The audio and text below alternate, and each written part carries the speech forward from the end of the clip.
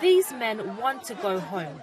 They say they are hungry and would like to get food from their gardens. But the authorities were still working out whether it's safe for them to go back. Not far from the border, I met these refugees. They told me they're not getting enough help. The 4 days we are making here, we are suffering from hunger. Children, many people, we are suffering a lot. At least we better go back there because the gardens are there. Eventually, the refugees were allowed back across the border. But the army says it's watching them and won't allow any unnecessary back and forth movements.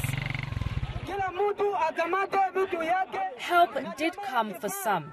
The police started moving people staying in one of the makeshift camps at a primary school. And off they went to their new home. The Ugandan government and aid agencies say they needed them to move to a safer location in order to support them. Finally, some relief. The Red Cross is putting up shelters for some of the refugees. They're simple and basic. A tent, but it's much better than sleeping out in the open. And further on from here, in the corner over there, will be their kitchen.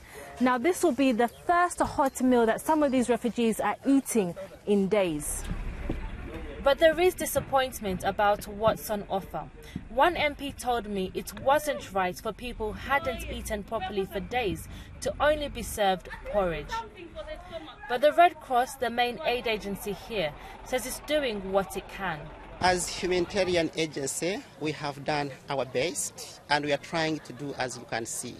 All these preparations have been done by collective joint efforts of everybody, including the government. Whatever the resources available, the refugees that made it here are happy to have some kind of shelter. But the relief agencies and government know that there are many more to take care of.